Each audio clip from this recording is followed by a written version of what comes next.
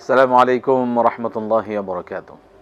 আলহামদুলিল্লাহি রাব্বিল আলামিন ওয়াসসালাতু ওয়াসসালামু আলা রাসূলিহিল কারীম ওয়া খাতামান নাবিয়্যিন নবিয়িনা মুহাম্মদ ওয়া আলা আলিহি ওয়া সাহবিহি আজমাইন। সুপ্রিয় দর্শক, পৃথিবীর যে প্রান্ত থেকে আপনারা এই মুহূর্তে এটিএন বাংলা টিভি স্ক্রিনের সামনে আছেন, সকলকে স্বাগত জানাচ্ছি। এটিএন বাংলার নিয়মিত আয়োজন কনকার ফ্রিজ প্রেজেন্স ইসলামিক সাওয়ালজ পাওয়ার্ড বাই ক্রিয়াসি। এই সরাসরি আয়োজন আপনাদের জীবন ঘনিষ্ঠ যে কোনো ধরনের প্রশ্নের জবাব ইসলামিক শরীয়তের আলোকে জানতে আপনি সরাসরি প্রশ্ন করুন, ফোন করুন। আমি আছি আপনাদের সাথে একেএম ফিরোজ। আমাদের সাথে আজ স্টুডিওতে উপস্থিত আছেন শেখ শাহ ওয়ালিউল্লাহ হাফিজাহুল্লাহ। আসসালামু আলাইকুম ওয়া রাহমাতুল্লাহি ওয়া বারাকাতুহু। ওয়ালাইকুম সালাম ওয়া রাহমাতুল্লাহ। আহলান সাহলান শেখ, মারহাবান বিকুম, বারাকাল্লাহু ফীকুম। বারাকাল্লাহু আপনাকে ফীক। স্বাগত। আমরা আসবেন ইনশাআল্লাহ আপনাদের দর্শকদের বিষয়গুলো জানবার জন্য। প্রিয় দর্শক, একটা বিষয় অবশ্যই আপনারা মনে করে আমাদেরকে সহযোগিতা করবেন, যারা আমাদের সাথে এই অনুষ্ঠানে আয়োজন আপনি প্রশ্ন করার, ফোন করার সুযোগ পাচ্ছেন। যখন কথা বলবেন, আপনি যে টিভিতে টেলিভিশন দেখছেন, টেলিভিশনে ভলিউমটা কমে কথা বলুন। এটাই অনুরোধ। শুরু করতে পারি ইনশাআল্লাহ আমরা। এর মধ্যে দর্শক অপেক্ষা আছেন। জি দর্শক বলুন, বিসমিল্লাহ। সালাম। দুঃখিত, আমরা পরবর্তী প্রশ্নে যাব। কে আছেন দর্শক বলুন। জি আমরা আসছি, দর্শক বলবেন। জি, আসসালামু আলাইকুম। ওয়ালাইকুম আসসালাম ওয়া রাহমাতুল্লাহি ওয়া বারাকাতুহু। জি আমার দুইটা প্রশ্ন। বলুন। আমার প্রথম প্রশ্ন, আমার কিছু টাকা ছিল সুদি ব্যাংকে। তারপরে আমি এটা আমার হাজবেন্ড দেখে গিয়েছিলেন। তো উনার গত হওয়ার পরে আমার ছেলে বললো, মা ও টাকাটা তুলে নাও, ওটা ইয়ে করো না। তো আমি মূল টাকাটা তুলে নিয়ে শুধু যেটুকু টাকা ইন্টারেস্ট ছিল সেটুকু হলো আমি ওই ব্যাংকটাতে আছে। তুলাও ঝামেলা। আর হলো আমার এক পরিচিত ভদ্রলোক, আমরা একসাথে ছোটবেলায় একসাথে বড় হয়েছে, তিনি হলো অমুসলিম। তো তিনি প্রায় 2-1 মাস পর পর আমার কাছে সাহায্য চান। তো আমি ওই টাকাটা থেকে তাকে দিই। টাকাটা আমার তোলা হচ্ছে না, এখন আমি ওই টাকাটা থেকে তাকে বারবার দিচ্ছি। অমুসলিম বলে ওইটাই দিই, কিন্তু একবারে তুলে নিচ্ছি না। এটাতে আমার কোনো গুনাহ হচ্ছে কিনা, এটা একটা প্রশ্ন। আচ্ছা, জি জি জি জি আপনি যে টাকাটা ওখানে, আপনি যে টাকাটা সেখানে রেখেছেন, সিজদাতে যে তসবিহগুলো আমরা পড়ি, ওটা কি সবসময় একই হতে হবে? আমার এমন হয় অসম্ভব ভুল মন যে আমি হয়তো সিজদাতে যে কম পড়ে ফেললাম, বা রুকুতে হয়তো অনেক বেশি বললাম, সেটা মনে থাকলো না। সিজদাতে যে হয়তো নর্মালি 3 বা 6 বা এরকম পড়ে ফেললাম, এটা কোনো সমস্যা আছে নাকি? একই সংকট পড়তে হবে কিনা রুকুতে এবং 2 সিজদাতে? ঠিক আছে, ধন্যবাদ। শুনবো আমরা ইনশাআল্লাহ। জি মোহতারাম। আলহামদুলিল্লাহ ওয়াসসালাতু ওয়াসসালামু আলা রাসূলিল্লাহ ওয়া বা'দ। আকুল ওয়া বিল্লাহি তৌফিক। প্রথম হলো যে বাংলাদেশে যেখানে সরকার কর্তৃক লাইসেন্স দিয়ে শরিয়া ভিত্তিক পরিচালিত আর্থিক প্রতিষ্ঠান বা ব্যাংক আছে, এই অবস্থায় কোনো ইমানদার প্রত্যক্ষ সুদ আছে এমন কোনো আর্থিক প্রতিষ্ঠানের সাথে লেনদেন করা হারাম হারাম হারাম এবং অপরাধ, কোনো সন্দেহ নাই। কারণ আল্লাহ সুবহানাহু ওয়া তাআলা কোরআন আল কারীমে তিনি বলেছেন, তাআওয়ানু আলাল বিররি ওয়াত তাকওয়া, পরস্পরে সহযোগিতা করো নেকির কাজে, তাকওয়ার কাজে। ওয়ালা তাআওয়ানু আলাল ইসমি ওয়াল উদওয়ান, পাপাচারিতা এবং ক্ষুধাদ্রোহিতার কাজে কেউ কাউকে সহযোগিতা করো না। তাই সুদী ব্যাংকে টাকা পয়সা রাখা মানে ক্ষুধাদ্রোহিতায় সহযোগিতা করা, নাউযুবিল্লাহি মিন যালিক। সুতরাং এর থেকে বেঁচে থাকতে হবে। এখন প্রশ্ন করেছেন তিনি যে মূল টাকাটা উঠিয়ে ফেলেছেন, আলহামদুলিল্লাহ, কিন্তু যে টাকাটা সুদ ছিল ওই সুদের টাকাটাও রয়ে গিয়েছে ওই সুদী ব্যাংকে। তার মানে ওখানেও ওইটা হেল্প হচ্ছে। আপনি দয়া করে ওই যে টাকাটা সুদের হয়েছে, ওটা তো আবার সুদ হচ্ছে। হ্যাঁ, আবার সুদ হচ্ছে। সুতরাং এটা চক্রাকারে সুদ বৃদ্ধি পাচ্ছে, ওখানে এটা রাখা যাবে না। আর সুদের টাকা দিয়ে আপনি অমুসলিম কেন যে কাউকে সাহায্য করবেন উচিত না। কারণ তার মানে ময়লা দিয়ে কাউকে সাহায্য করলেন, আপনি জেনে শুনে মানে অপানযোগ্য পানি, অপেয় পানি কারো জীবন রক্ষার জন্য দিলেন, ব্যাপারটা এমন, এটা উচিত না। বরং হ্যাঁ, যে টাকা আপনার সুদের হয়ে গিয়েছে ওইটা টোটালটা একসাথে উঠায়া আপনি তাকে দিয়ে দেন, অথবা পারেন এমনি রেখে দিলেন আপনার কাছে, তাকে ভেঙ্গে ভেঙ্গে দিলেন। কিন্তু ওটা ওখানে কন্টিনিউ জমা করে রাখা যাবে, জমা করে রাখা যাবে না, কারণ জমা করে রাখা মানে এটাকে সুদী আবার অর্থ ব্যবস্থাকে কন্টিনিউ এটাকে চালু রাখা। তাসবিহ পরিমাণ কম বেশি হওয়া রুকু সিজদার মধ্যে এটা ঠিক আছে কিনা? কোনো সমস্যা নেই, হতেই পারে, কোনো সমস্যা নাই। তবে মিনিমাম একবার আর 3 বার বা বেজুর বার পড়াটা সুন্নাহ দ্বারা প্রমাণিত। আপনি তাসবিহগুলো রুকু এবং সেজদায় পড়া ফরজ নয়, ভালো করে জানা উচিত। রুকু এবং সেজদা দেয়া ফরজ, কিন্তু রুকু এবং সেজদাতে গিয়ে তাসবিহ করা এগুলা হলো সুন্নাহ। আর সুন্নাহটা বেজুর পরিমাণ করা হলো রাসূল সাল্লাল্লাহু আলাইহি ওয়াসাল্লামের আমল।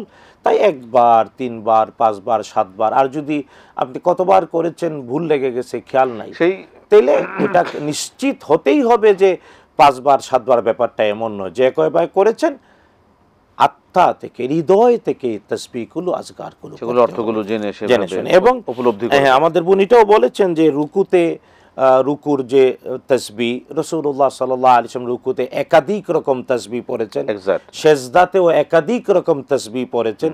ওইগুলো জেনে মুখস্থ করে আমল করার চেষ্টা করা। চমৎকার। ওই নির্দিষ্ট যেটা আমরা অনেকে মানে ছোটকালে যেটা শিখেছি সুবহান রাব্বিয়াল আযীম, সুবহান রাব্বিয়াল আ'লা, এই দুটোই নির্দিষ্ট না, আরো তাসবিহ আছে, এগুলো জেনে পড়া উত্তম। আহসান, আমরা প্রশ্ন যাচ্ছি, যে দর্শক বলবেন। আসসালামু আলাইকুম। আসসালামু আলাইকুম। জি বলবেন, কি প্রশ্ন? আপনি টিভি সেটের ভলিউমটা কমিয়ে কথা বলুন। হ্যাঁ, আসসালামু আলাইকুম। ওয়ালাইকুম সালাম ওয়া রাহমাতুল্লাহ, বলুন। আমি গাজীপুরের শ্রীপুর থেকে বলতেছি। আমার নাম আব্দুর রহমান। আমি ইসলামী ব্যাংকে মুদ্রা সিস্টেম ডিপোজিট করছি। যে আনলিমিটেড টাকা আছে, মানে আমি 4 লাখ টাকা রাখছি, ওই জায়গায় কোনো মাস 3 মাস পর পর 8,000 5,000 6,000 এরকম দেয়। এটা কি সুদ হবে নাকি? ওর কাছে ফোন করে বলছিলাম, ওরা এটা তো কোনো বান্ধা নিয়ম নেই যে আমরা এত টাকা আসবো। যদি আমরা বলতাম যে এত টাকা সুদ হবে, এত টাকা দেওয়া হবে ইন্টারেস্ট 3 মাস পর বা 2 সালে সুদ হবো, কিন্তু এটা তো আপনার মুদ্রা সিস্টেম। এটা 2 টাকা আসবো, কোনো মাসে 5,000, কোনো মাসে 2,000 1,000 এরকম। জি জি জি, সুদ হবে নাকি ওরা যা বলতে চায় না সুদ হবে না? আচ্ছা, হ্যাঁ হ্যাঁ, আর এটাই প্রশ্ন। হ্যাঁ, এই প্রশ্নটা। ধন্যবাদ। জি, অনেকে কয় যে সুদ ব্যাংকে রাখবে। ঠিক আছে, জি আমরা প্রশ্ন নিয়েছি, শুনুন। জি আমরা শুনবো আপনার বিষয়ে। ধন্যবাদ আপনাকে, আপনি শুনবেন। জি দর্শক বলুন। আসসালামু আলাইকুম। ওয়ালাইকুম আসসালাম ওয়া রাহমাতুল্লাহি ওয়া বারাকাতুহু। খাইর, আরিফ চট্টগ্রাম। ওয়া ইয়াক। জি আহসান, মাশাআল্লাহ, বলুন আরিফ সাহেব। আমার প্রশ্ন দুইটি। প্রথম প্রশ্ন, এই আমরা যে সুবহান রাব্বিল আযীম, সুবহান রাব্বিল আযীম 3 বার পড়ার পর একটা দোয়া করি, হ্যাঁ, সুবহানাকাল্লাহুম্মা রাব্বানা ওয়া বিহামদিকা আল্লাহুম্মা ইগফিরলি। এখন কি আমি এটা কি সাজদার মধ্যে পড়বো? সাজদার মধ্যে কি সাজদা তাসবিহ করার পরে কি এই দোয়াটা করবো? আরেকটি প্রশ্ন হচ্ছে আমার, বলুন। আল্লাহুম্মা কফিরহুম বিমা শিতা, আল্লাহুম্মা কফিরহুম বিমা শিতা, এটা হচ্ছে আল্লাহুম্মা কফিরহুম বিমা শিতা। এই দোয়াটা আমরা কখন পড়বো? আল্লাহুম্মা কফিরহুম বিমা শিতা, এটা বুঝছেন? আল্লাহুম্মা কফিনি বিমা শিতা। জি জি জি জি জি, আসসালামু আলাইকুম ওয়া রাহমাতুল্লাহ। জি জি, ওয়ালাইকুম আসসালাম। ভাই মোহতারাম, ইসলামী ব্যাংকের মুদারাবা সিস্টেমে ডিপোজিট যা আসে সেটা কি সুদ হবে কিনা? না, এটা আল্লাহ তাআলার হাবিবের শিখানো পদ্ধতি এবং বাংলাদেশের জন্য অনেক বড় নিয়ামত। এবং বাংলাদেশ সরকার, আমরা আবারও বলছি যে বাংলাদেশ সরকার কর্তৃক লাইসেন্স দেওয়া অনুমোদিত পদ্ধতিতে ইসলামী ব্যাংক শরিয়া মোতাবেক এই কাজটা করে। সুতরাং এখানে আপনাকে মুদারাবার ভিত্তিতে প্রফিট ডিস্ট্রিবিউশনে 3 মাস পরে পরে আপনাকে যা দেয় এটা বৈধ। যারা বলে এটা মানে হালাল হয় না বা অন্য কিছু, তারা আসলে বুঝে না। এটা হলো বুঝার বিষয়, জানার বিষয়, পড়ালেখার বিষয়। যে যে সাবজেক্ট পড়েছে সে ওইটা বুঝে, যে পড়ে না, জানে না, সে আন্তাজি বলতে পারে না। তাই ফতুয়াটা অনেক বড় আমানত। বলা হয় ফতুয়া মানে আত-তাওকি মির রাব্বিল আলামিন, আল্লাহ তাআলার পক্ষ থেকে সিলমোহর করা। সুতরাং না জেনে বলা উচিত না। অনেকেই বলে ফেলে, আল্লাহ হেদায়েত নসিব করুন। অর্থ ব্যবস্থাপনাটা ইসলামের শ্রেষ্ঠত্বের অন্যতম বিষয়। কিয়ামত পর্যন্ত ইসলাম টিকে থাকবে, কারণ ইসলামের একটা পূর্ণাঙ্গ আর্থিক ব্যবস্থাপনা রয়েছে। পৃথিবীর আর কোনো ধর্ম, বর্ণ, মত আর ইজম টিজমে পূর্ণাঙ্গ অর্থ ব্যবস্থা নাই, যেখানে সবার জন্যে একান্তই নিরাপদ, শান্তিময়, ইনসাফপূর্ণ অবস্থা উপহার দিয়েছে। সুতরাং এটা ইসলামের শ্রেষ্ঠত্ব। এবং এই জন্যই দেখেন না, বাংলাদেশে ইসলামী ব্যাংক আছে, কত ধর্ম বাংলাদেশ আছে, আর কোনো ধর্মের নামে ব্যাংক আছে পৃথিবীর কোথাও আছে? ইহুদি ব্যাংক, বৌদ্ধ ব্যাংক, খ্রিস্টান ব্যাংক, ওরা পারবে না, কোনোদিন পারবে না। ইসলামই কেবল পারে। তাই ইসলামের এটা সৌন্দর্য, মোদারাবা, এটা যারা বুঝে না, আল্লাহ তাদেরকে হেদায়েত করুন, পড়ালেখা করার তৌফিক দিন। আর আপনি এর পদ্ধতির সাথে আছেন, এটা আল্লাহর মেহেরবানি। আপনাকে যা মুনাফা দেয় এটা একেবারে হালাল, কোনো সন্দেহ নেই। চমৎকার বলেছেন মহোদয় যে আসলে ইসলাম একটি পরিপূর্ণ জীবন ব্যবস্থা। ইসলাম শুধুমাত্র ইবাদত কেন্দ্রিকই, শুধুমাত্র যে বিষয়গুলো নির্ধারিত না, জীবনের প্রত্যেকটা বিষয় ইসলামের বিধিবিধান ইবাদত রয়েছে। কবুলই হবে না রিজিক যদি হালাল না হয়। চমৎকার, কি একটা। এই জন্য আল্লাহ তাআলা সকল নবীগণকে, রসুলগণকে নাম ধরে ডেকে বলেছেন হালাল খাও, আর যার রিজিক হালাল তারই রুকু সেজদা কবুল হয়। তাই অর্থ ব্যবস্থা ইসলামের যদি না থাকতো, ইসলামী কঠিন জিনিসগুলোকে আমাদের উপরে চাপিয়ে দিত না। সুতরাং ইসলামের অর্থ ব্যবস্থাপনাটা সবচেয়ে বড় বিষয়, এবং এই জন্য ইসলাম চিরন্তন, চিরস্থায়ী, কিয়ামত পর্যন্ত টিকে থাকবে। এবং আরেকটা বড়, ইসলাম সার্বজনীন। এর কারণ ইসলামী ব্যাংকগুলোতে কেউ অ্যাকাউন্ট খুলতে গেলে, বিনিয়োগ নিতে গেলে তার ধর্ম পরিচয় জিজ্ঞাসা করা হয় না। এই জন্য ইসলাম উপকার সবার জন্য অবধারিত করে রেখেছে। চমৎকার। এই বিষয় আসলে আমাদের একটা অনুষ্ঠানই হতে পারে, খুব গুরুত্বপূর্ণ একটা বিষয়। তার পরবর্তী প্রশ্ন ছিল যে সুবহানাকাল্লাহু ওয়া বিহামদিকা আস্তাগফিরুল্লাহ রাব্বি, এই যে এটা কি রুকু সেজদা কি উভয়ই পড়া যাবে কিনা? জি, সুবহানা রাব্বিয়াল আযীম, সুবহানা রাব্বিয়াল আ'লা পড়ার পরে সুবহানাকাল্লাহুম্মা বিহামদিক, এই যে দোয়া তিনি আমাদের প্রস্তুতকারী বললেন, এই দোয়া পড়া যায়, কোনো সমস্যা, সুন্নাহ দ্বারা প্রমাণিত। শুধু তাই না, রাসূলুল্লাহ সাল্লাল্লাহু আলাইহি ওয়াসাল্লাম আরও পড়েছেন, আল্লাহুম্মা আতি নাফসি তাকওয়াহা আনতা খায়রু মান যাক্কাহা আনতা ওয়ালিয়ুহা ওয়া মাওলাহা। সুন্নাহয় প্রমাণিত এই দোয়াগুলো। আমরা দুটো প্রশ্ন নিচ্ছি, দর্শক অপেক্ষা আছেন। জি দর্শক বলবেন। আসসালামু আলাইকুম। আসসালামু আলাইকুম। ওয়া আলাইকুম আসসালাম ওয়া রাহমাতুল্লাহ। বলুন। জি, আমার দুইটা প্রশ্ন, আমি রাজশাহী থেকে বলছি। বলুন। আমার প্রথম প্রশ্নটা হচ্ছে, আল্লাহুম্মা সাল্লি ওয়া সাল্লিম আলা মুহাম্মাদ, এটা কি সহিহ কোন দরুদ? যদি সহিহ না থাকে তাহলে ছোট একটা দরুদ দয়া করে বলবেন, যেন সবসময় পড়তে পারি। আর আমার দ্বিতীয় প্রশ্ন হচ্ছে, সুবহানা রাব্বিকা রাব্বিল ইজ্জাতি আম্মা ইয়াসিফুন, এই আয়াতটা, এটা কি দরুদ হিসেবে পাওয়া যাবে? এটা কি দরুদের অন্তর্ভুক্ত কিনা, এটা জানতে চাচ্ছি। সুবহানা রাব্বিকা রাব্বিল ইজ্জাতি, হ্যাঁ, এই দোয়াটা এটা দরুদ কিনা। ঠিক আছে, ধন্যবাদ। আমরা শুনবো আপনার বিষয়ে। জি জি, আরেকটা প্রশ্ন নিচ্ছি আমরা। জি দর্শক বলবেন। আসসালামু আলাইকুম। ওয়ালাইকুম সালাম ওয়া রাহমাতুল্লাহি ওয়া বারাকাতুহু। হুজুর, আমি ধরমপাড়া নম্বর থেকে ইমেল বলছিলাম। সাহেব বলুন। হুজুর, আমার দুইটা প্রশ্ন। প্রথম প্রশ্নটা হলো, আমি এক জায়গায় দেখলাম একটা বইয়ের মাঝে যে রাসূল সাল্লাল্লাহু আলাইহি ওয়াসাল্লাম ফজরের 2 রাকাত সুন্নত নামাজ এবং এই মাগরিবের 2 রাকাত সুন্নত নামাজ সূরা কাফিরুন এবং সূরা ইখলাস দিয়ে পড়তেন। এই দুই সূরা দিয়ে পড়া রাসূলুল্লাহ সাল্লাল্লাহু আলাইহি ওয়াসাল্লাম সুন্নাহ, এটা কি হাদিস দ্বারা সাব্যস্ত কিনা? আচ্ছা। 2 নম্বর প্রশ্ন হলো, হুজুর, রাসূল সাল্লাল্লাহু আলাইহি ওয়াসাল্লাম বলেন, যে ব্যক্তি কদরের রাতে 5 রাকাত সালাত আদায় করে এবং প্রতি রাকাতে সূরা ফাতিহার পরে 21 বার সূরা ইখলাস পাঠ করবে, আল্লাহ তাআলা ওই ব্যক্তিকে সদ্য ভূমিষ্ঠ শিশু নিয়ে নিষ্পাত করে দেবেন এবং বেহেশতের মধ্যে 100 মনোমুগ্ধকর মহল তৈরি করে দেবেন। এটা কি সহিহ হাদিস দ্বারা সাব্যস্ত?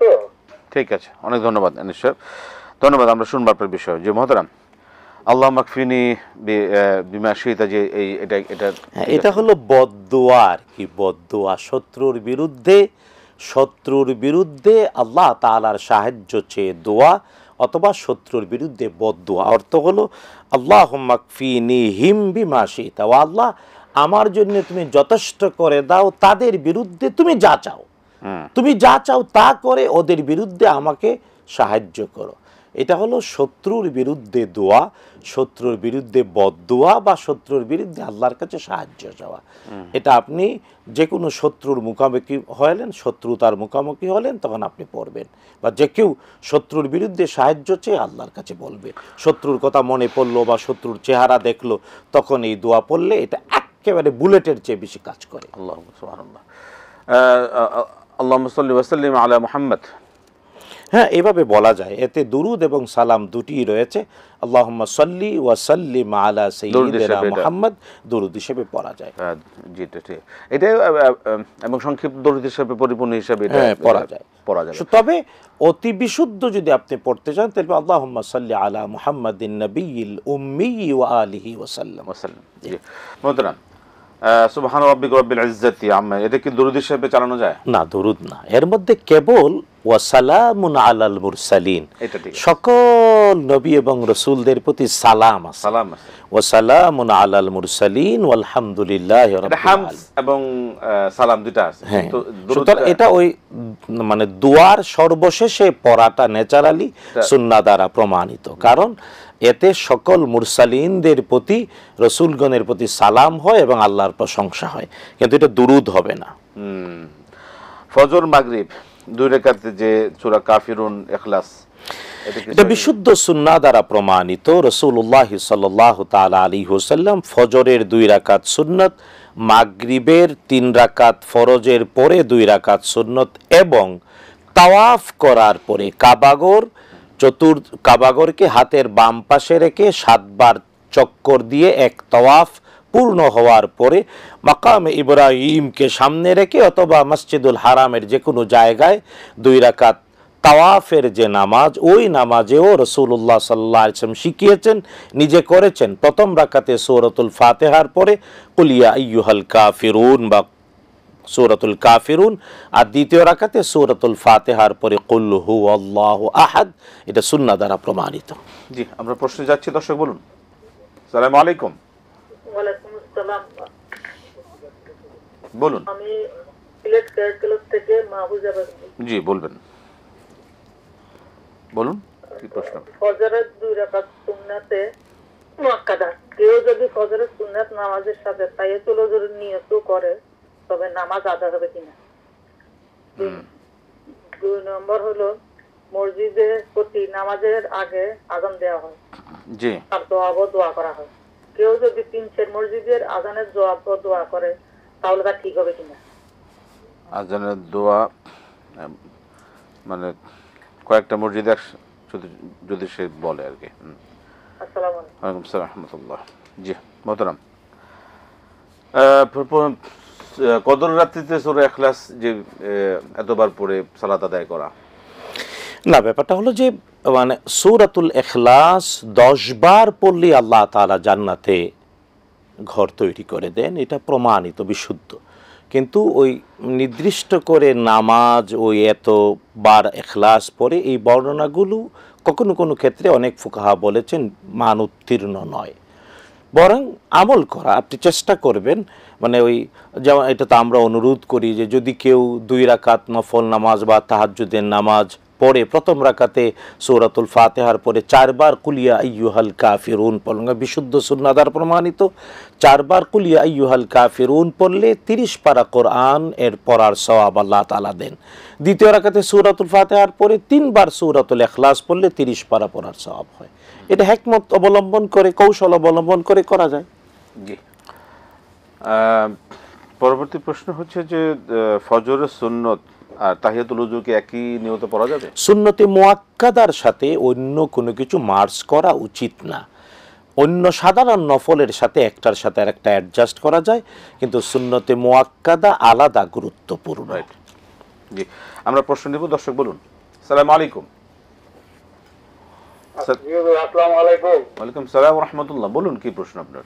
আমি মাসুম কুমিল্লা ধর্মপুর থেকে। আমার 2টি প্রশ্ন। প্রথম প্রশ্ন হলো যে হাদিসে নামাজে যে রুকু সেজদা কিভাবে বসবে, দাঁড়াবে, সবকিছু কি সহি হাদিসে আর বিবরণ সম্পূর্ণ বিবরণ আছে কিনা হাদিসে, কোন কোন হাদিসের বই আছে নামাজে? আর দ্বিতীয় প্রশ্ন নিয়ে হলো দলিল কোরআন থেকে সূরা নাজিয়াত আয়াত নম্বর 30 অধ্যায় 79, সূরা নাজিয়াত আয়াত নম্বর 30 অধ্যায় 79 এতে কোরআন বলতেছে, আমি আল্লাহ পৃথিবী সৃষ্টি করিয়াছি ডিম্বাকৃতির, ওয়াল আরদা বা জালিকাল দাহা, আমি পৃথিবীকে সৃষ্টি করিয়াছি ডিম্বাকৃতির। দাহা মানে কি, কোরআন কি বলতেছে?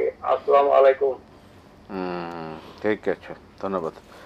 মোহতারাম, প্রশ্ন হচ্ছে যে আজানের দোয়া অনেকগুলি মসজিদের যদি আমি নেই, এটা কি জবাব দিয়ে এদিকে কোনো সমস্যা না, কিনা?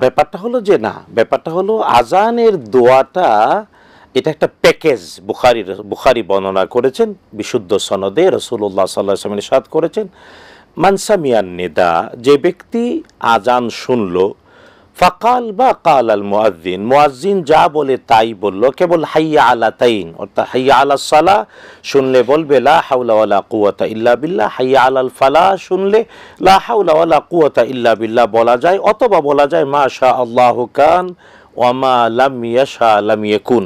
তারপরে লা ইলাহা ইল্লাল্লাহ বলে আজান শেষ হলো, তারপরে একবার দুরূদ শরীফ পড়বে, তারপরে আজানের দোয়া আল্লাহুম্মা রাব্বা হাযিহিদ দাওয়াতিত তাম্মা শেষ করবে। রাসূলুল্লাহ সাল্লাল্লাহু আলাইহি ওয়াসাল্লাম ইরশাদ করেছেন, এই প্যাকেজটা যে করবে ওয়াজাবাত লাহু শাফাআতি, বিশ্বনবী সাল্লাল্লাহু তাআলা আলাইহি ওয়াসাল্লামের সুপারিশ তার জন্য ওয়াজিব হয়ে যায়। সুতরাং যে কোনো নারী পুরুষ একই ওয়াক্তের আজান একাধিক মসজিদে একাধিক সময়ে হয়, 2-3 মিনিট পর পর। সুতরাং তিনি যদি ওই একই ওয়াক্তের 4-5টা আজান শুনলেন আর এই প্যাকেজ পূর্ণ করে জবাব দিলেন, অবশ্যই তার জন্য বিশ্বনবীর সুসংবাদ প্রযোজ্য হবে, কোনো সন্দেহ নাই। এতটুকু শুধু জানা উচিত যে আজানের জবাব দুইভাবে দেয়া, একটা হলো মুখে মুখে জবাব দেয়া, যেটা প্যাকেজ আকারে রাসূলুল্লাহ সাল্লাল্লাহু আলাইহি ওয়াসাল্লাম জানিয়ে দিলেন, এর ফজিলত বিশ্বনবীর সুপারিশ ওয়াজিব হয়। আর দ্বিতীয় হলো আজান শুনে জামাতের সাথে সালাত আদায় করা, ওইটা ওয়াজিব। প্রথমটা হলো সুন্নাহ আর দ্বিতীয়টা হলো ওয়াজিব। সেক্ষেত্রে মানে জামাতের জন্য শর্তটা কি? সেটা মানে সালাতের জন্য এটা কি জামাতটা কি শর্ত? এই জামাত যদি আমি কেউ যদি বাসায় তার নিজের পরিবার নিয়ে যদি আদায় করে জামাত হিসাবে, আপনাকে ধন্যবাদ, এটা করে, সেটা কি নামাজ হবে কিনা? বিষয়টা হলো মসজিদে গিয়ে জামাতের সাথে আদায় করা আলাদা মর্যাদা। যদি কেউ মসজিদে যেতে না পারলো, অবশ্যই জামাতের সাথে নিজের ঘরে হলো আদায় করে, মানে সালাতটা জামাতে হতেই হবে। জামাত ছাড়া ফরজ সালাত রাসূলুল্লাহ সাল্লাল্লাহু আলাইহি ওয়াসাল্লাম কখনো করেননি এবং আমাদেরকে এইভাবেই শিখিয়েছেন। এই জন্য জামাতটা ওয়াজিব, আর মসজিদে যাওয়াটা আলাদা মর্যাদার কাজ। সুতরাং মসজিদে যেতে পারলে সুরায় সোহাগা, মসজিদে যেতে নাও পারেন অবশ্যই জামাতের সাথে আদায় করা, নারী পুরুষ সবাই। আল্লাহ তাআলা তৌফিক দিন। আসসালামু আলাইকুম। ওয়া আলাইকুম আসসালাম ওয়া রাহমাতুল্লাহ।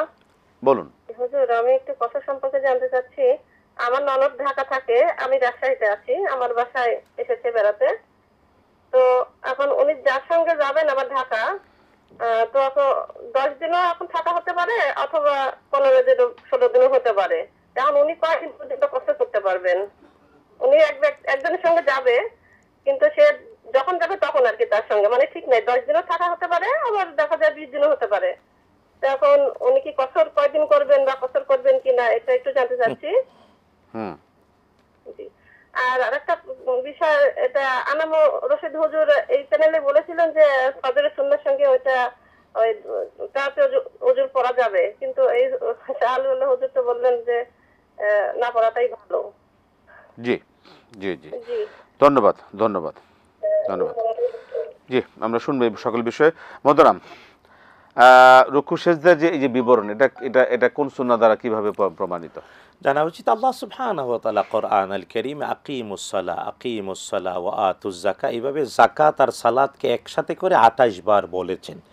কিন্তু এটাও বলেছেন ওয়ারকাউ মা'আর রাকিঈন ওয়াসজুদু, এটাও আল্লাহ বলেছেন। কিন্তু এর পদ্ধতিটা কি হবে? আল কোরআন আল কারীমে আল্লাহ তাআলা রুকু সেজদা বা নামাজের পদ্ধতি বা কিভাবে বসবো, আমরা কাআদা কিভাবে করব, জুলুস কিভাবে করব, এটা কোথাও কোরআন আল কারীমে নাই। বরং এই জন্যে আমাদের প্রয়োজন সুন্নাহ বা হাদিস। মুহাম্মাদুর রাসূলুল্লাহ সাল্লাল্লাহু তাআলা আলাইহি ওয়াসাল্লাম, তাকে এই জন্য অনুসরণ করতে হয়। সুন্নাহ, কোরআন মানার জন্য এই জন্য সুন্নাহ বাধ্যতামূলক।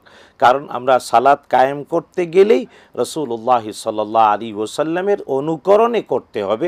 তিনি যেভাবে এই জন্য আদেশ করেছেন, সল্লু কামা রাআইতুমুনি উসাল্লি, সালাত কায়েম করো যেভাবে তোমরা আমাকে সালাত কায়েম করতে দেখো। তাই এগুলা যেমন প্রত্যেক হাদিসের কিতাবে প্রত্যেক যেমন সংকম বুখারী, মুসলিম, নাসাই, সালাতের তিরমিজি বাবি আছে আলাদা। সবগুলোতে আলাদা অধ্যায় আছে জি, জি, সালাতে। জি, জি। সুতরাং আপনি যদি বুখারীর কিতাবুস সালাহ, সহিহ মুসলিমের কিতাবুস সালাহ, শুধু তাই নাসাই, তিরমিজি, আবু দাউদ সবগুলো হাদিসের কিতাবের মধ্যে, শুধু তাই না বাংলাদেশে বিখ্যাত একটা সাধারণ হাদিসে সবার কাছে গ্রহণযোগ্য আছে মিশকাতুল মাসাবিহ। এর মধ্যে বুখারী, মুসলিম সবগুলো হাদিসের কিতাব একসাথে করে সুন্দর অধ্যায়ের নাম দিয়ে দেয়া হয়েছে। সুতরাং আমাদের প্রশ্নকারী যদি পড়তে চান মিশকাতুল মাসাবি এর নামাজের অধ্যায় পড়লে, নামাজের কিতাব পড়লে এখানে পবিত্রতা আলাদা, নামাজের অধ্যায় আলাদা, একেবারে ভাগ ভাগ করে স্পষ্ট করে দেয়া আছে। জি, আমরা পরবর্তী প্রশ্ন হলো সূরা নাজিআতের যে আয়াতের কথা বললেন, 30 নম্বর আয়াত, ডিম্বাকৃতি করে বানিয়েছেন। না, ওয়াল আরদা বা'দা যালিকা দাহাহা, দাহাহা অর্থ হলো বিস্তৃত করে দেয়া। আল্লাহ তাআলা জমিনটাকে আমাদের বসবাসের জন্য বিস্তৃত করে দিয়েছেন, প্রশস্ত করে দিয়েছেন। ননদ ঢাকা, রাজশাহী এই যে অবস্থান, এই যে আসবে যাবে ওখানে যাবেন, এটা কি আসলে কসরের মধ্যে পড়ে কিনা? না, ব্যাপারটা হলো যে যিনি ঢাকায় আসবেন, ঢাকায় যদি তার স্থাবর সম্পত্তি না থাকে তাহলে তিনি যেখানে আসলেন সেখানে মুসাফির। হ্যাঁ, এই ক্ষেত্রে মানে হানাফি স্কুল অফ থট বা হানাফি মাযহাব অনুযায়ী 15 দিন থাকার ইচ্ছা যদি কেউ পোষণ করে তাহলে গন্তব্যে পৌঁছার পরে সে মুকিম হয়ে যায়। অবশ্য অন্য 3 মাযহাব শাফি, মালিকি, হাম্বলি রাহিমাহুমুল্লাহ তাদের অভিমত হলো 5 দিন, 5 দিন অথবা এর বেশি থাকার সিদ্ধান্ত নিয়ে কোনো গন্তব্যে পৌঁছালে ব্যক্তি মুকিম হয়ে যায়। এখন আপনি যদি আপনার আত্মীয় যদি তিনি হানাফি মাযহাব অনুসরণ করেন তাহলে 15 দিনের কম থাকলে তিনি কসর পড়বেন, আর 15 দিন বা এর বেশি থাকার সিদ্ধান্ত নিলে তিনি পূর্ণ নামাজ পড়বেন। আর যদি অন্য 3 মাযহাবকে অনুসরণ করতে চান তাহলে 5 দিন অথবা 5 দিনের বেশি থাকার সিদ্ধান্ত নিলে গন্তব্যে পৌঁছালে মুকিম হয়ে যাবেন। ধন্যবাদ। পরবর্তী যেটা বললেন যে তাহিয়াতুল ওযু দুই রকম মতান্তর। না, ব্যাপারটা হলো আমরা এটা বলেছি, কেউ যখন সুন্নতে মুআক্কাদা পড়ে ফেলে তখন তার উপরে আর ফরজ তারপরে দাঁড়িয়ে যায়, তার উপরে তাহিয়াতুল মসজিদ এবং দখলুল মসজিদ বা তাহিয়াতুল ওযুর হকটা অমিট হয়ে যায়। রাইট। এই জন্যে সে সুন্নতে মুআক্কাদা পড়লো, ফরজে কন্টিনিউ করলো। কিন্তু সুন্নতে মুআক্কাদার সাথে অন্য নিয়ত করা সুন্নায় প্রমাণিত না। এই প্রশ্নটা আমি ছিলাম, এই প্রশ্নটা যেটা ছিল, প্রশ্নটা ছিল দর্শক আপনাকে একটু খেয়াল করতে হবে। উনি প্রশ্ন করেছিলেন যে মসজিদে ঢুকে কে কি সুন্নতে মুআক্কাদাটা পড়বে নাকি না তাহিয়াতুল ওযুটা পড়বে, যদি সময়ের ক্ষেত্রে থাকে সেই ক্ষেত্রে কোনটাকে প্রায়োরিটি দিবে? তো সেই ক্ষেত্রে শেখ বলেছিলেন যে সেই ক্ষেত্রে সুন্নতে মুআক্কাদাকে আমরাও বলি প্রায়োরিটি দিবে। আমরাও বলেছি প্রশ্নটা ছিল সেরকম, উত্তরটা ছিল সেরকম। সুতরাং সুন্নতে মুআক্কাদার প্রায়োরিটি অবশ্যই বেশি, সেই ক্ষেত্রে সময়ের ব্যবধানে যদি সময় পাওয়া যায় আলাদা আলাদা পড়বেন, না হলে শুধুমাত্র সুন্নতে মুআক্কাদাকে আপনি পড়বেন। মতো আমরা প্রশ্নে যাব। দর্শক বলুন। আসসালামু আলাইকুম। ওয়ালাইকুম আসসালাম। জি বলবেন, কি প্রশ্ন আপনার? আমি জানতে চাচ্ছিলাম যে যাকাতের টাকাটা যদি আমি সদকায়ে জারিয়া হিসেবে দান করতে চাই সেখানে কি আত্মীয়রাই বেশি প্রাধান্য পাবে নাকি আমি সদকায়ে জারিয়া হিসেবে যাকাতের টাকাটা দান করতে পারবো? আর সেই দান যদি করা যায় সেখানে কি যাকাতের টাকা উল্লেখ করতে হবে কিনা যেটা যাকাতের টাকা? আসসালামু আলাইকুম। ওয়ালাইকুম সালাম ওয়া রাহমাতুল্লাহ। খুব গুরুত্বপূর্ণ প্রশ্ন। জি মোহতারাম বলবেন। যাকাতের টাকা সদকায়ে জারিয়া না, যাকাত বাধ্যতামূলক দান, যাকাত হলো ফরজ। আর যিনি মুস্তাহিক মানে যাকাতের অধিকারী, এটা তার হক। আল্লাহ বলেছেন ওয়াফি আমওয়ালিহিম হাক্কুন মা'লুম লিসাইলি ওয়াল মাহরুম, দরিদ্র অভাবগ্রস্ত মানুষের নির্ধারিত হক, এর নাম যাকাত।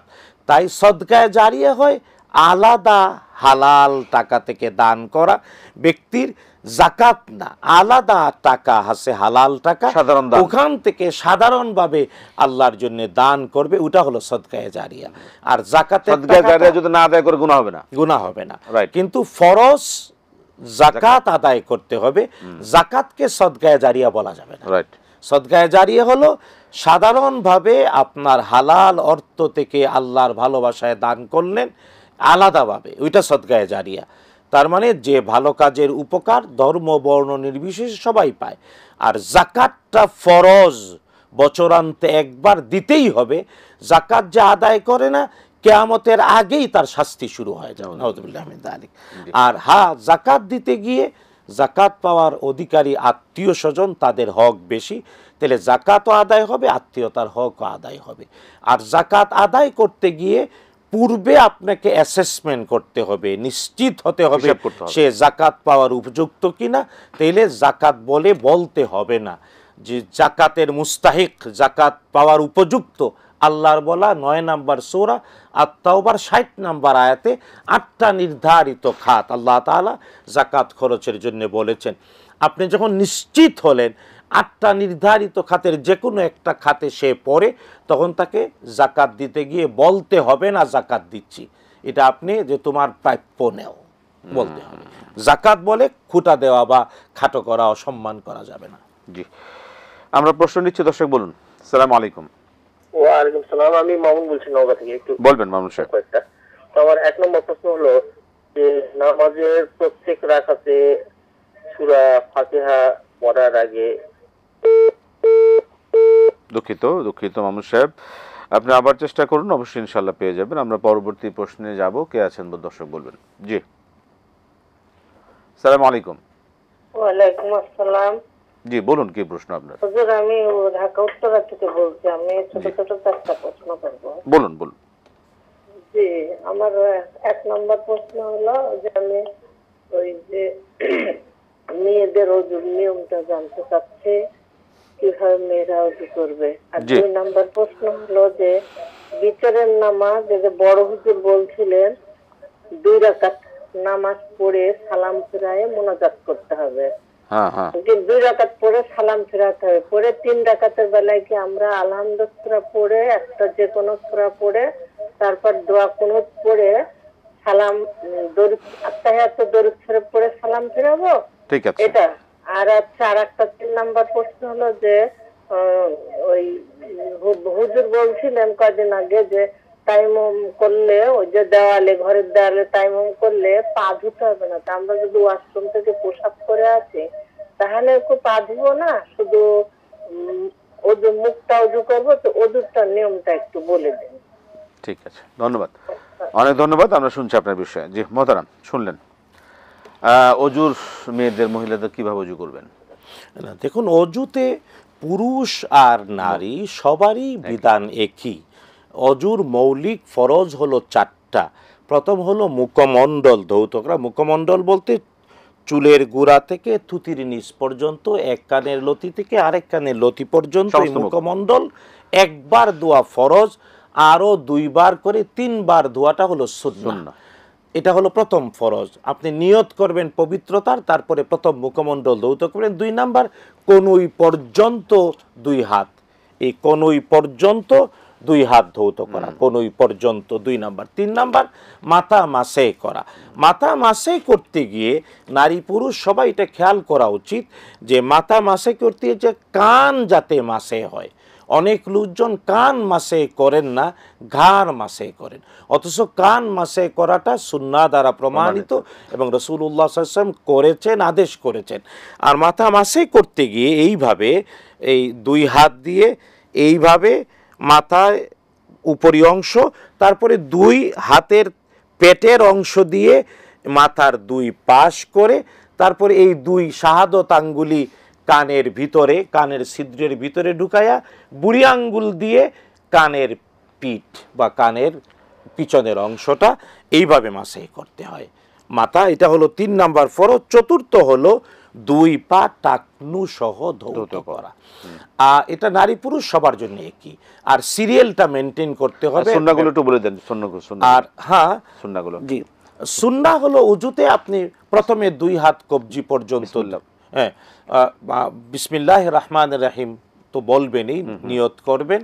আর 3 বার 2 হাত কবজি পর্যন্ত ধুইবেন, তারপরে গড়গড়া করবেন, তারপরে নাকের মধ্যে পানি দেবেন, তারপরে প্রত্যেক অঙ্গ 3 বার করে ধুবেন। এটা হলো সুন্নাহ। সেক্ষেত্রে মাথার ক্ষেত্রে এটা কি 3বারই করবেন না একবার করলে হয়ে যাবে? না, সকল অঙ্গই 3বার করা সুন্নাহ, সুন্নাহ। একবার করলে ফরজ আদায়। মাথা কি পূর্ণ মাথা করবেন না কিছু অংশ করলেই হবে? আমি দেখালাম পূর্ণ মাথাই। হ্যাঁ, মাথার 4 ভাগের 1 অংশ করলে ফরজ আদায় হয়ে যায় বলে হানাফি মাযহাবের অভিমত। তবে হ্যাঁ, সুন্নাহ দ্বারা প্রমাণিত পূর্ণ মাথাটাই মাসে করা। এই ক্ষেত্রে কখনো হতে পারে 1 হাত দিয়েও করলো, তাহলে 1 হাত দিয়েও পূর্ণ মাথাটা মাসে করবে। আর 2 কান যাতে অবশ্যই মাসে করা হয়। কানের ছিদ্রের মধ্যে এই শাহাদত আঙ্গুলি ঢুকিয়ে বুড়ি আঙ্গুলের পেট দিয়ে কানের পিঠ যাতে মাসে করা হয়। মোহতারাম, আমরা বিতে সম্পর্কে জানবো। তবে একটা প্রসঙ্গ, মা বোনেরা কোনো পুরুষের সামনে অজু করতে গেলে সতর্কতার সাথে সাথে সতর না খুলে যায়। এই জন্য যেখানেই মা বোনরা অজু করবেন অন্য পুরুষ যাতে না দেখে নিশ্চিত হবে। আমরা 2টা মাসালা একটু জানতে চাচ্ছিলাম। বিতেরটা কিভাবে পড়বেন? 2 রাকাত 1 রাকাত? হ্যাঁ, বিতিরের সালাত 1 রাকাতও পড়া যায়, আবার 3 রাকাত পড়লে 2টি পদ্ধতিতে বিশুদ্ধ। যেটা একটা নাম্বার হলো যে আপনি 2 রাকাত পরে সালাম ফিরালেন, তারপরে আলাদা আরেক রাকাত উঠলেন, উঠে সূরাতুল ফাতিহা পড়লেন, সূরাতুল ইখলাস পড়লেন বা অন্য যে কোনো সূরা মিলালেন। তারপরে আপনি রুকুতে যাওয়ার আগেও কুনুত পড়তে পারেন, অথবা রুকু থেকে উঠে দাঁড়ায়া সামি আল্লাহু লিমান হামিদা রাব্বানা আলাকাল হামদ বলে তারপরে 2 হাত তুলে আপনি কুনুত পড়লেন। তারপরে 2 সেজদা দিয়ে উঠে বসে আত্তাহিয়াতু, দুরূদ শরীফ, দোয়া মাসুরা, 4টি জিনিস থেকে আশ্রয় চাওয়া সহ এগুলা পরে সালাম ফিরালেন। এক্ষেত্রে 2 রাকাত যে পড়বেন, 2 রাকাত কি সম্পূর্ণ তাশাহুদ, দুরূদ শরীফ, দোয়া মাসুরা সবই পড়তে হবে? সবই পড়তে হবে। সবই পড়ে সালাম ফিরে, মানে 2 রাকাত পূর্ণভাবে শেষ করে তারপরে আলাদা 1 রাকাত পড়বেন যেভাবে আপনি বললেন। তায়াম্মুমের ক্ষেত্রে যেটা বললেন যে পা ধোয়া, যদি বাথরুম থেকে পা ধুয়ে আসতে হয় সেই ক্ষেত্রে কি করবেন? পা কি তায়াম্মুম করলে পা ধুতে হবে না? পা তো না, ব্যাপারটা হলো তায়াম্মুম করবেন ওই ব্যক্তি যিনি পানি পান নাই অথবা পানি ব্যবহার তার জীবনের জন্য ঝুঁকি, নিষেধাজ্ঞা রয়েছে। এই ক্ষেত্রে তিনি তায়াম্মুম করবেন। যদি তিনি ওয়াশরুম বাথরুমে গেলেন, পেশাব পায়খানা করলেন, পা ধুইতেই পারেন, তাহলে তো তিনি ওযুও করতে পারেন। হ্যাঁ, একটু যখন গেছেন। যদি ব্যতিক্রম হয় যে হ্যাঁ তার আল্লাহ মাফ করুক অনেক লোকজন আছে কোনো ব্যান্ডেজ অথবা কেটে গেল বা এগুলা পানি ভিজাতে পারেন না, তাহলে যে জায়গাটা ভিজাতে পারেন না ওর উপর দিয়ে মাসে করে ফেলবেন। আর হ্যাঁ, তায়াম্মুম যদি করতেই হয় তাহলে তায়াম্মুমের ফরজ হলো মৌলিকভাবে 3টা। 1 নাম্বার হলো বিশুদ্ধ, আপনি পবিত্র হবেন এই জন্য নিয়ত করা। তারপরে আপনি মানে ও দেয়ালের মধ্যে অথবা টেবিলে যেখানে ধুলোবালো আছে, যেখানে সম্ভাবনা আছে, ডাস্ট আছে, দৃশ্যমান ডাস্ট আছে অথবা পবিত্র মাটি, যেখানে দৃশ্যমান ময়লা নাই, ওখানে আপনি প্রথম 2 হাত এভাবে দিলেন, দিয়ে আবার হাতে হাতে এভাবে মানে বাড়ি দিলেন অথবা ফু দিলেন। ফু দিয়ে ব্যাপারটা এমন না যে আপনি তায়াম্মুম করবেন বলে মুখের মধ্যে যাতে মাউটারের মতো মাটি দিয়ে, এটা না, বরং রাসূলুল্লাহ সাল্লাল্লাহু আলাইহি ওয়াসাল্লাম শিখিয়েছেন যে হ্যাঁ 2 হাত মারলো, তারপরে ঝাঁকুনি দিল অথবা ফু দিল, তারপরে প্রথম মুখমণ্ডল মাসে করবে। এটা হলো 2য় ফরজ। 3 নাম্বার ফরজ হলো 2 হাত কনুই পর্যন্ত মাসে করা, অথবা এটাও সহিহ সুন্নাহয় প্রমাণ রয়েছে কবজি পর্যন্ত 2 হাত মাসে করলেও তায়াম্মুম হয়। তায়াম্মুমের ফরজ 3টা। 1 নাম্বার পবিত্রতার নিয়ত করা, 2 নাম্বার মুখমণ্ডল মাসে করা, 3 নাম্বার 2 হাত মাসে করা। এবং 2 হাত মাসে করতে গিয়ে সহিহ সুন্নাহয় প্রমাণ আছে কবজি পর্যন্ত 2 হাত মাসে করলেও হয়ে যাবে, অথবা কনুই পর্যন্ত 2 হাত মাসে করলেও তায়াম্মুম হবে। মানে এক্ষেত্রে একটা সম্পূর্ণ একদম শেষ প্রশ্ন যেটা আমাদের, যে মানে একই তায়াম্মুম দিয়ে কি সব নামাজি পড়া যাবে না শুধু নির্দিষ্ট? ব্যাপারটা হলো যে তায়াম্মুমের মাসালাটা হলো ব্যক্তির জন্য প্রযোজ্য। ব্যক্তি যদি পানি না পান বাধ্য হয়ে, তাহলে যখন পানি পাবেন তায়াম্মুম বাতিল হয়ে যাবে। অথবা তিনি অসুস্থ অবস্থায় তায়াম্মুম করেছিলেন, এখন পানি ব্যবহার করতে পারেন, তাহলে তায়াম্মুম ভেঙে যাবে, তিনি ওযু দিয়েই নামাজ পড়বেন। আমরা এই বিষয়ে আরো শোনার আসলে শেষ নেই, জানার শেষ নেই, এটা আমরা জানতে থাকবে, চলতে থাকবে। আপনাকে অসংখ্য ধন্যবাদ, জাযাকাল্লাহ খায়র, বারাকাল্লাহ ফিক। প্রিয় দর্শক, শেষ হয়ে গেলে সময় অনেকে লাইনে ছিলেন, অনেকে প্রশ্নের আসলে আরো সম্পূরক থেকেই যায়, আসলে জানার শেষ হয় না। আল্লাহ পাক আমাদের কবুল করুন, যা জানছি তা যেন আমরা মানতে পারি, তা মানে আমাদের জন্য সহজ করেন। এইভাবে আমরা জানবার চেষ্টা করবো। আল্লাহ পাক আমাদের কবুল করুন। আজকে শেষ করছি প্রিয় দর্শক, বিদায় নিচ্ছি। আসসালামু আলাইকুম ওয়া রাহমাতুল্লাহি ওয়া বারাকাতুহু।